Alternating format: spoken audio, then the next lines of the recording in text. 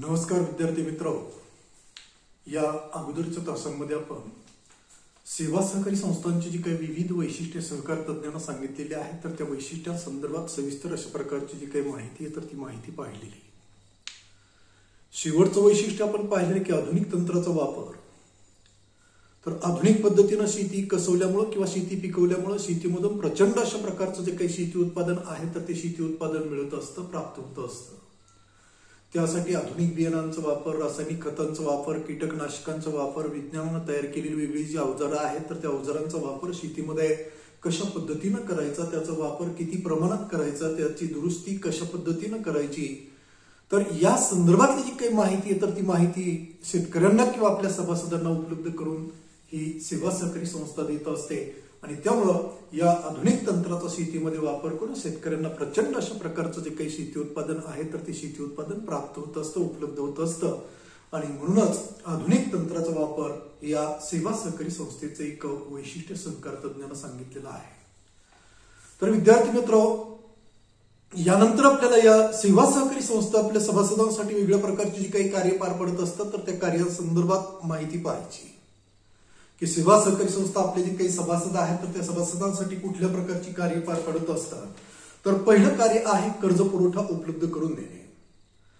तर शेतकऱ्यांना आपल्या ज्या वेगळ्या प्रकारच्या गरजा आहेत, जीवनावश्यक गरजा आहेत, शेती आवश्यक गरजा आहेत, इतर ज्या काही गरजा आहेत तर त्या सर्व गरजा भागवण्यासाठी पैशाची आवश्यकता असते, भांडवलाची आवश्यकता असते.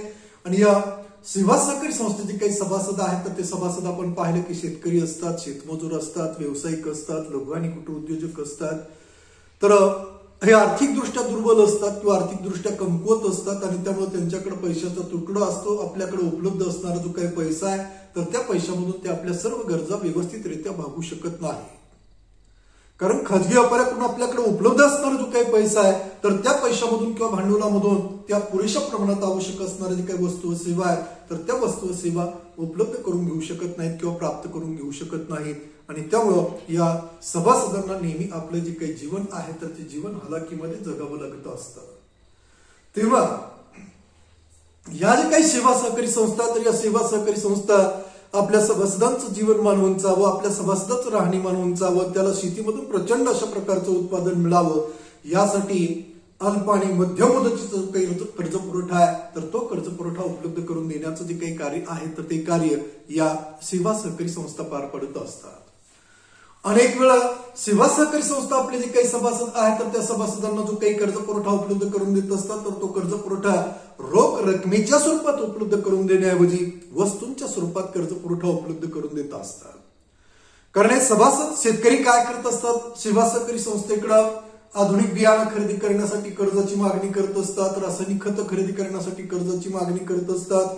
मग सेवा सहकारी संस्था रोख रकमेच्या स्वरूपात कर्ज पुरवठा उपलब्ध करून देण्याऐवजी या ज्या काही सेवा सहकारी संस्था तर त्या संस्था काय करत असतात तर आपल्या सभासदांना आधुनिक बियाणंच उपलब्ध करून देत असतात किंवा रासायनिक खतच उपलब्ध करून देत असतात. म्हणजे वस्तूंच्या स्वरूपात कर्ज पुरवठा उपलब्ध करून दिल्यामुळं निश्चितच शेतकरी त्या कर्जाचा वापर योग्य कारणासाठी करत असतात किंवा होत असतो.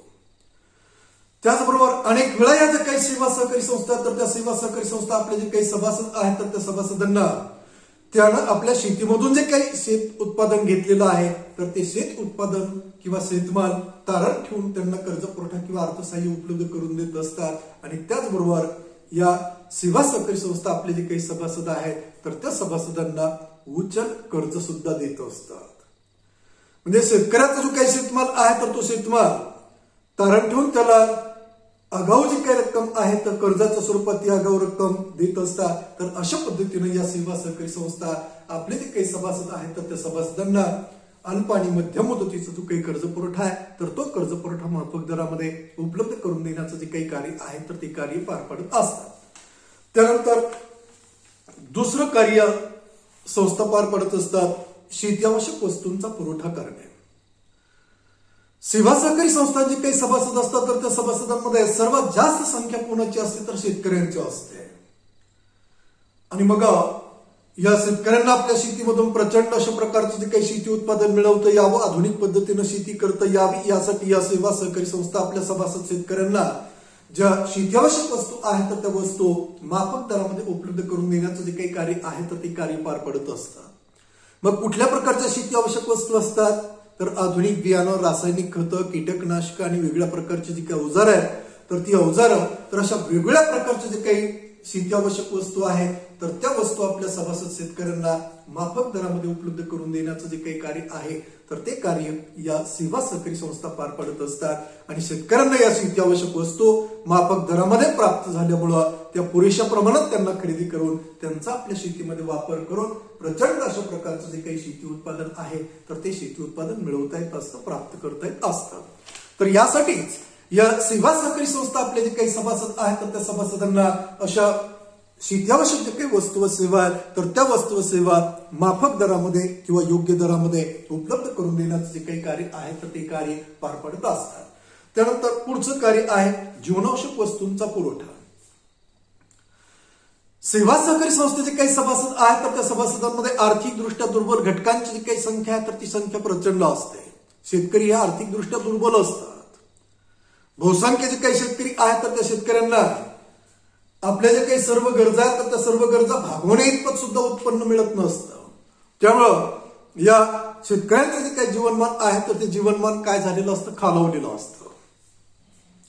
त्याचबरोबर जे व्यावसायिक आहेत, छोटे छोटे लहान लहान जे काही व्यवसाय करणारे व्यावसायिक आहेत तर ते व्यावसायिकांचं सुद्धा त्यांना मिळणारे जे काही उत्पन्न आहे तर ते उत्पन्न सुद्धा तुटपुंज असतं आणि त्यामुळं त्या उच्च प्रतीच्या जे काही जीवनावश्यक वस्तू व सेवा आहेत तर त्या वस्तू व सेवा खरेदी करून त्या आहारामध्ये वापरून आपलं जे काही जीवनमान आहे तर ते जीवनमान तेही उंचावू शकत नाही. त्यानंतर लघु आणि कुटीर उद्योजक जे आहेत, शेतमजूर जे आहेत तर त्यांनाही मिळणारं उत्पन्न अति अल्प असतं आणि त्यामुळे खाजगी व्यापाऱ्याकडून त्यांना उच्च प्रतीच्या वस्तू सेवा किंवा अन्नधान्य खरेदी करून आपलं जे काही जीवनमान आहे तर ते जीवनमान उंचावणं अशक्य असतं, कठीण असतं. तेव्हा आपले जे काही सभासद शेतकरी आहेत, शेतमजूर आहेत, लघु व कुटीर उद्योजक आहेत, व्यावसायिक आहेत तर यांचं जीवनमान उंचावं, यांचं राहणीमान उंचावं यासाठी या जे काही सेवा सहकारी संस्था तर या सेवा सहकारी संस्था काय करत असतात तर आपल्या सभासदांना आवश्यक असणारे जे काही जीवनावश्यक वस्तू व सेवा आहेत तर त्या वस्तू व सेवा माफक दरामध्ये उपलब्ध करून देण्याचं जे काही कार्य आहे तर ते कार्य पार पडत असतं. कारण खाजगी व्यापाऱ्याकडून जर जीवनावश्यक वस्तू व सेवा खरेदी केल्या तर त्यांचा मुख्य उद्देश नफा कमवणं असतो. त्यामुळे वस्तूंच्या ज्या काही किमती आहेत तर त्या किमती ते जास्त आकारत असतात आणि जास्त किंमत आकारल्यामुळं पुरेशा प्रमाणात उच्च प्रतीच्या वस्तू व सेवा खरेदी करून आपलं जीवनमान जगणं किंवा आपल्या जे काही गरजा आहेत तर त्या जीवनावश्यक गरजा भागवणं या गोरगरीब सभासदांना अशक्य असतं, कठीण असतं. आणि म्हणून या सेवा सहकारी संस्था काय करत असतात तर आपले जे काही सभासद आहेत तर त्या सभासदांना त्यांचं जीवनमान उंचवता यावं, त्यांचं राहणीमान उंचावं यासाठी वेगळ्या प्रकारचं अन्नधान्य, त्याचबरोबर किराणा माल, कापड, रॉकेल तर यासारख्या जे काही जीवनावश्यक वस्तू व सेवा आहेत तर त्या वस्तू व सेवा माफक दरामध्ये किंवा योग्य दरामध्ये उपलब्ध करून देण्याचं जे काही कार्य आहे तर ते कार्य या संस्था पार पडत असतात. त्यानंतर पुढचं कार्य आहे ग्रामीण भागाचा विकास किंवा ग्रामीण विकासाला चालना. तर आपल्या भारताचं 2 भागामध्ये विभाजन झालेलं आहे, आपल्या राज्याचं 2 भागामध्ये विभाजन झालेलं आहे, ग्रामीण भाग आणि शहरी भाग. आपल्या देशामध्ये आपल्या राज्यामध्ये ग्रामीण भागाचं जे काही प्रमाण आहे तर ते प्रमाण प्रचंड आहे आणि शहरी भागाचं किंवा नागरी भागाचं जे काही प्रमाण आहे तर ते प्रमाण अल्प आहे, मर्यादित आहे.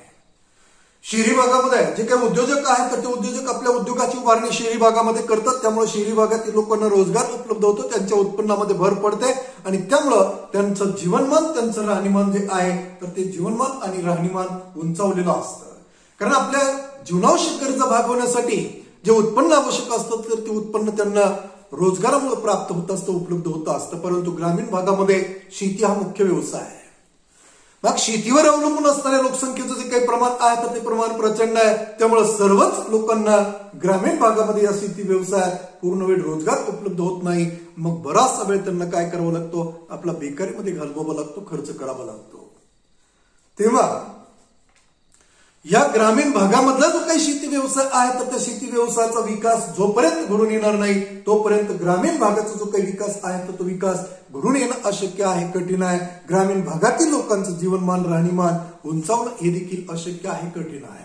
आणि म्हणून आधुनिक पद्धतीनं शेती करणं, त्यासाठी आधुनिक बियाणं वापरणं, रासायनिक खतं वापरणं, कीटकनाशक वापरणं, तंत्रज्ञानाचा वापर करणं तर या जे काही बाबी आहेत तर या बाबी संदर्भात जर शेतकऱ्यांना व्यवस्थितरित्या माहिती पुरवली तर निश्चित काय होत असतं, तर ग्रामीण भागामध्ये शेती व्यवसायाचा जो काही विकास आहे तर तो विकास घडून येण्यासाठी त्याची मदत होत असते.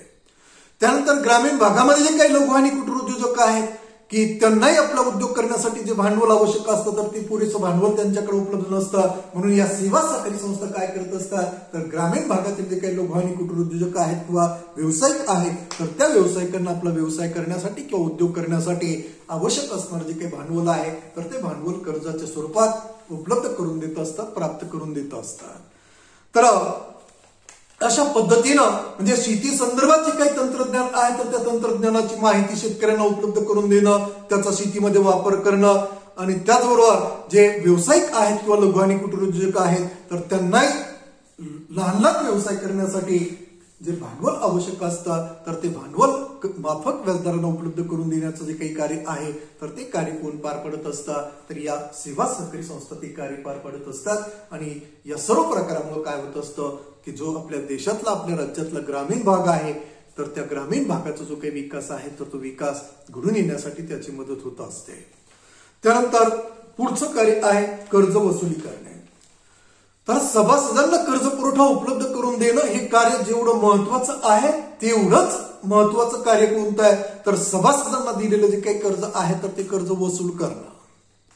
मग आपण पाहिलं की सेवा सहकारी संस्था आपले जे काही सभासद आहेत तर त्या सभासदांना अल्प आणि मध्यम मुदतीचा कर्ज पुरवठा उपलब्ध करून देत असतात, पीक कर्ज उपलब्ध करून देत असतात.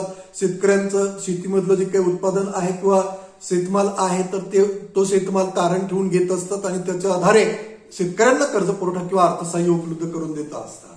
काही वेळा आपण पाहिलं की या सेवा सहकारी संस्था आपल्या सभासदांना रोख रकमेच्या स्वरूपात कर्ज पुरवठा उपलब्ध करून देण्याऐवजी वस्तूंच्या स्वरूपात कर्ज पुरवठा उपलब्ध करून देत असतात. म्हणजे बियाणासाठी जर कर्जाची मागणी केलेली असेल तर रोख रक्कम देण्याऐवजी बियाणाच उपलब्ध करून देत असतात. रासायनिक खतांसाठी जर कर्जाची मागणी केलेली असेल तर रोख रक्कम देण्याऐवजी रासायनिक खतच तेवढ्या किमतीची उपलब्ध करून देत असतात. म्हणजे अशा वस्तूंच्या स्वरूपात सुद्धा या सेवा सहकारी संस्था आपले जे काही सभासद आहेत तर त्या सभासदांना कर्ज पुरवठा किंवा अर्थसहाय्य उपलब्ध करून देत असतात. मग या सेवा सहकारी संस्था ज्यावेळेस आपल्या सभासदांना कर्ज पुरवठा किंवा अर्थसहाय्य उपलब्ध करून देत असतात तर कर्ज पुरवठा उपलब्ध करून देतानाच त्या कर्जाची परतफेड किती कालावधीच्या किती हप्त्यामध्ये करावी लागेल तर याचंही नियोजन तयार करून देत असतात. मग सभासदांना काय करायचं असतं, घेतलेलं जे काही कर्ज आहे तर ते कर्ज निश्चित करून दिलेलं कालावधी आणि ठरवून दिलेला जो काय हप्ता आहे तर त्या हप्त्यामध्ये परत करणं आवश्यक असतं, महत्वाचं असतं. तेव्हा या सेवा सहकारी संस्थांना कुठलं कार्य पार पडावं लागत असतं, तर सभासदांना दिलेलं जे काही कर्ज आहे तर ते कर्ज त्यांच्याकडून वेळेवर वसूल करण्याचं किंवा प्राप्त करण्याचं जे काही कार्य आहे तर ते कार्य या सेवा सहकारी संस्थांना पार पडावं लागत असतं. जर कर्ज वसूल केलं नाही तर अनेक वेळा सभासद घेतलेल्या कर्जाची परतफेड करत नाही. कर्ज घेताना हजारो वेळेस सेवा सहकारी संस्थेकडे किंवा पतसंस्थांकडे जाते, परंतु कर्ज घेतल्यानंतर कर्जाची परतफेड करण्यासाठी मात्र त्या सहकारी संस्थांकडे ते कदापि फिरकत नाही. तेव्हा सभासदांच्या भेटी घेणं, त्यांना कर्जाची परतफेड करण्यासंदर्भात त्यांना प्रवृत्त करणं, तशा प्रकारचं त्यांना मार्गदर्शन करणं, सूचना करणं, तर या अशा विविध प्रकारच्या जे काही सुविधा आहेत किंवा उपक्रम आहेत तर ते उपक्रम राबवून या सेवा सहकारी संस्थांना कुठलं कार्य पार पडावं लागत असतं, तर सभासदांना दिलेलं जे काही कर्ज आहे तर ते कर्ज वसूल करण्याचं किंवा त्यांना परतफेड करायला लावण्याचं जे काही कार्य आहे तर ते कार्य या संस्थांना पार पडावं लागत असतं. त्यानंतर पुढचं कार्य आहे सभासदांची बचत वाढ. सेवा सहकारी संस्थेचे काही सभासद आहेत तर ते सभासद आर्थिकदृष्ट्या दुर्बल असतात. त्यांनी आपल्याकडे जी काही थोडीफार रक्कम असते तर त्या रकमेमधून या सेवा सहकारी संस्थेचे भाग खरेदी करून सेवा सहकारी संस्थेला भांडवल पुरवलेलं असतं. मग सेवा सहकारी संस्था आपल्या सभासदांचा सर्वांगीण विकास कशा पद्धतीने घडून येईल यासाठी सदैव प्रयत्न करत असते. सेवा सहकारी संस्था आपले जे काही सभासद आहेत, सभासद तर आर्थिकदृष्ट्या दुर्बल असतात हे आपण पाहिलंय की सभासदांमध्ये शेतकऱ्यांची जी काही संख्या आहे तर ती संख्या प्रचंड असते. शेतमजूर असतात, व्यावसायिक असतात, लघु आणि कुटीर उद्योजक असतात. हे सर्वजण आर्थिकदृष्ट्या दुर्बल असतात, आर्थिकदृष्ट्या कमकुवत असतात. मग यांच्याकडे पैशाचा अभाव असतो, तुटवडा असतो. मग अशाही परिस्थितीमध्ये या सेवा सहकारी संस्था आपल्या सभासदांना काय करत असतात किंवा काय मार्गदर्शन करतात, की तुम्हाला मिळणारं उत्पन्न किती आहे, त्या उत्पन्नामधून तुम्ही जीवनावश्यक वस्तू व सेवा खरेदी करण्यासाठी किती उत्पन्न खर्च करा, शेतीआवश्यक वस्तू व सेवा खरेदी करण्यासाठी किती उत्पन्न खर्च करा, तुमच्या इतर ज्या काही गरजा आहेत तर त्या गरजा भागवण्यासाठी किती उत्पन्न खर्च करा, आणि निश्चित भविष्य काळातील तुमचं जे काही वृद्धापकालीन जीवन आहे तर ते जीवन जगण्यासाठी तुम्ही काय करा, बचत करा. म्हणजे तुमच्या खर्चामध्ये काटकसर करून काही रक्कम शिल्लक ठेवा. मग शिल्लक ठेवलेली जी काही रक्कम आहे तर ती रक्कम काय करा, तुम्ही या सेवा सहकारी संस्थांकडे किंवा पतसंस्थांकडे किंवा बँकांकडे ठेव म्हणून ठेवा. ती रक्कम तुमची सुरक्षित राहील, तिच्यावर विशिष्ट दरानं व्याज मिळाल, आणि ज्यावेळेस तुम्हाला ती हवी आहे तर त्यावेळेस ती तुम्हाला व्याजासह परत प्राप्त होईल. तर अशा पद्धतीनं म्हणजे आपल्या सभासदांना त्यांच्या खर्चामध्ये काटकसर करून शिल्लक राहिलेलं जे काही उत्पन्न आहे तर ते उत्पन्न या सेवा सहकारी संस्थेकडे ठेव म्हणून ठेवण्यासंदर्भात किंवा पतसंस्थांकडे अथवा बँकांकडे ठेव म्हणून ठेवण्यासंदर्भात या संस्था सेवा सहकारी संस्था काय करत असतात तर मार्गदर्शन करत असतात, सल्ला देत असतात. मग या सर्व मार्गदर्शनामुळे म्हणजे तुमचं वृद्धापकाळातील जीवन जगण्यासाठी तुम्हाला बचत करणं कसं आवश्यक आहे, त्या बचतीचं जे काही महत्व आहे तर ते महत्व सभासदांना पटवून देण्याचं कार्य या सेवा सहकारी संस्था पार पडत असतात. आणि ते महत्व पटल्यामुळे निश्चितच सभासद काय करत असतात तर आपल्याला मिळणार जे काही उत्पन्न आहे तर त्या उत्पन्नामधून आपल्या गरजा भागवण्यासाठी जे काही खर्च ते करत असतात तर त्या खर्चामध्ये काटकसर करत असतात आणि जास्तीत जास्त रक्कम शिल्लक ठेवत असतात, म्हणजे बचत करत असतात. तर अशा पद्धतीनं आपल्या सभासदांना बचत करण्यासंदर्भात सल्ला किंवा मार्गदर्शन करण्याचं जे काही कार्य आहे तर ते कार्य या सेवा सहकारी संस्था पार पडत असतात. त्यानंतर शेती विकास कार्यक्रम व इतर योजना राबवणं. तर आपण पाहिलं की आपल्या देशामध्ये शेती हा मुख्य व्यवसाय. आपला भारत देश जो आहे तर तो शेती प्रधान आहे, कृषी प्रधान देश आहे. त्यामुळं आपल्या भारतीय अर्थव्यवस्थेचा जर आपल्याला विकास घडवून आणायचा असेल तर काय करणं आवश्यक आहे, शेती क्षेत्राचा किंवा शेती व्यवसायाचा जो काही विकास आहे तर तो विकास घडवून आणणं आवश्यक आहे, महत्वाचं आहे. आणि म्हणून वेगळ्या प्रकारचे जे काही शेती विकास कार्यक्रम आहेत तर ते विकास कार्यक्रम राबवण्यासंदर्भात शेतकऱ्यांना मार्गदर्शन करण्याचं जे काही कार्य आहे तर ते कार्य या सेवा सहकारी संस्था पार पडत असतात. मग कुठले कार्यक्रम राबवित असतात तर जी काही पडीक जमीन आहे तर ती पडीक जमीन वहीत करणं, जिरायत जमीन आहे तर ती जमीन काय करणं, बागायत करणं. म्हणजे पडीक जमीन लागवडीखाली आणणं, जिरायत जमीन असेल तर ती बागायत करणं, उपसा जलसिंचन योजनेसारख्या जे काही योजना आहेत तर त्या योजना राबवणं, किंवा जवळच जर एखादा मोठा तलाव असेल तर त्या तलावातलं जे काही पाणी आहे तर ते पाणी पाटाद्वारे शेतीपर्यंत वाहून नेऊन त्या ठिकाणी शेतकऱ्यांची जी काही शेती आहे तर ती जिरायत शेती बागायत करणं.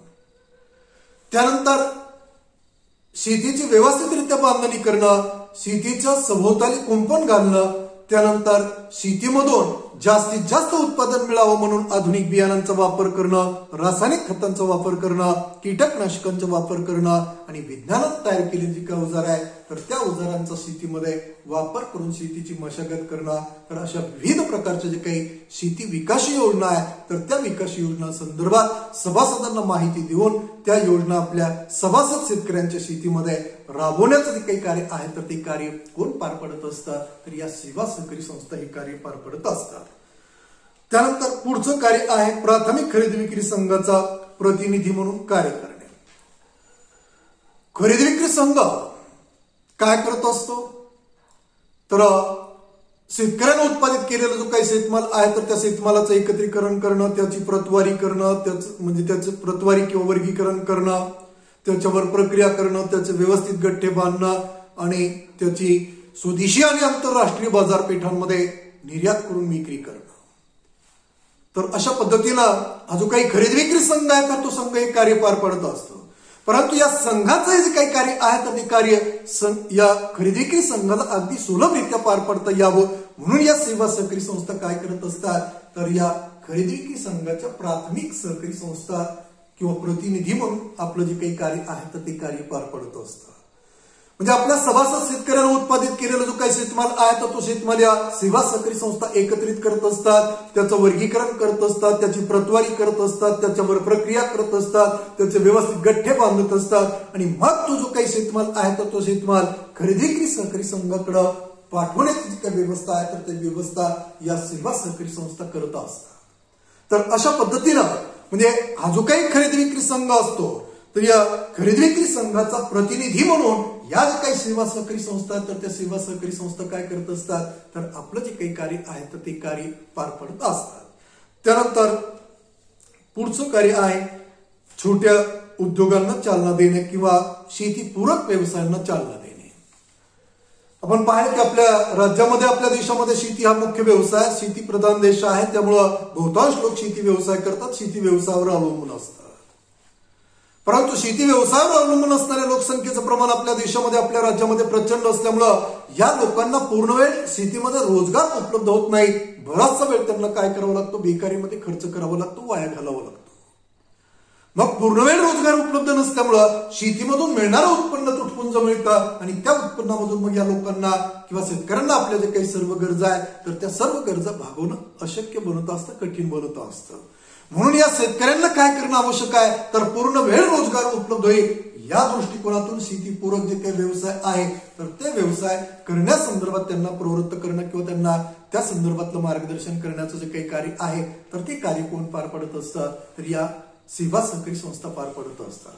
मग शेतीपूरक व्यवसाय कोणते असतात? दुग्ध व्यवसाय आहे, कुक्कुटपालनाचा व्यवसाय आहे, शेळी व मेंढी पालनाचा व्यवसाय आहे, रेशीम व्यवसाय आहे, मयूर पालनाचा व्यवसाय आहे, शामरक पालनाचा व्यवसाय आहे. तर अशा विविध प्रकारचे जे काही व्यवसाय आहेत तर ते व्यवसाय शेती व्यवसाय करण्याबरोबरच हे व्यवसाय करता येत असतात आणि त्यामुळे शेतकऱ्यांना काय होत असतं पूर्ण वेळ रोजगार प्राप्त होत असतो, उपलब्ध होत असतो आणि पूर्ण वेळ रोजगार प्राप्त झाल्यामुळं त्यांच्या आर्थिक प्राप्तीमध्ये भर पडत असते आणि आर्थिक प्राप्तीमध्ये भर पडली की निश्चित त्यांचं जीवनमान त्यांना चांगल्या पद्धतीने जगता येत असतं. त्यांच्या जे काही सर्व जीवनावश्यक गरजा आहेत तर त्या गरजा त्यांना चांगल्या पद्धतीने भागवता येत असतात आणि मग त्या शेतकऱ्याचं आणि त्याच्या कुटुंबाचं जे काही राहणीमान जीवनमान आहे तर ते जीवनमान उत्पन्नामध्ये भर पडल्यामुळे काय होत असतं उंचावत असतं.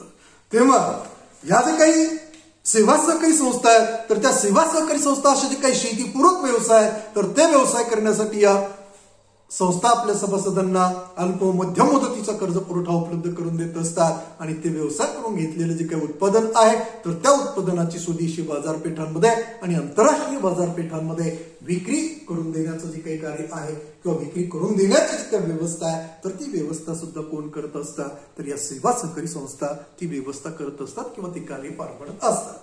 त्यानंतर बाजारातील गैरव्यवहारांना आळा घालणे. तर बाजारामध्ये कुठल्या प्रकारचे गैरव्यवहार होत असतात? शेतकरी आपल्या शेतीमधून शेतमालाचं उत्पादन घेत असतो, तो खाजगी व्यापाऱ्याकडे विक्री करत असतो. खाजगी व्यापाराचा मुख्य उद्देश नफा कमवणं असतो, त्यामुळे तो शेतकऱ्याच्या शेतमालाला कमी भाव किंवा कमी किंमत देत असतो.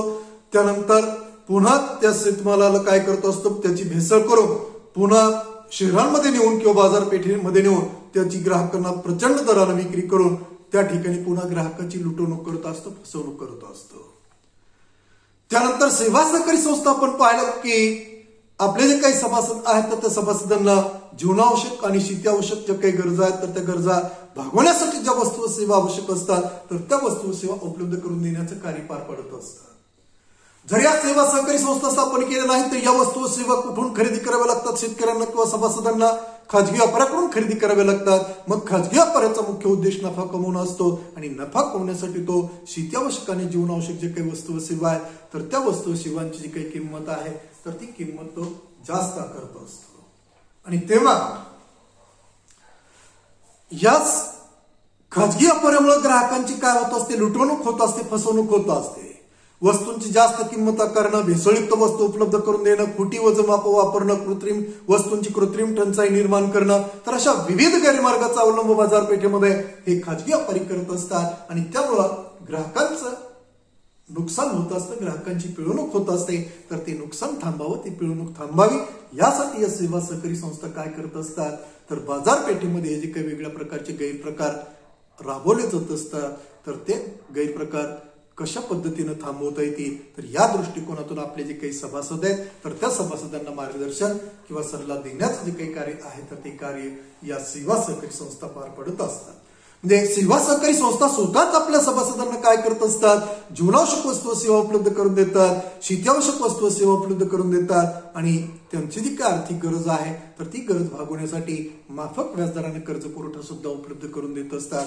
मग या सर्व सुविधा या सेवा सहकारी संस्थेकडून प्राप्त होत असल्यामुळं खाजगी व्यापाऱ्याकडे वस्तू व सेवा खरेदी करण्यासाठी जाण्याची आवश्यकता किंवा गरज भासत नाही आणि त्यामुळं आपोआप काय होत असतं, खाजगी व्यापाऱ्यांना आपले व्यवसाय बंद करावे लागत असतात, कारण त्यांना ग्राहकच उपलब्ध होत नाहीत. म्हणजेच खाजगी व्यापाऱ्यांकडून होणारे जे काही गैरव्यवहार आहेत तर त्या गैरव्यवहारांना आळा घालण्याचं किंवा प्रतिबंध घालण्याचं जे काही कार्य आहे तर ते कार्य कोण पार पडत असतं, तर या सेवा सहकारी संस्था हे कार्य पार पडत असतात.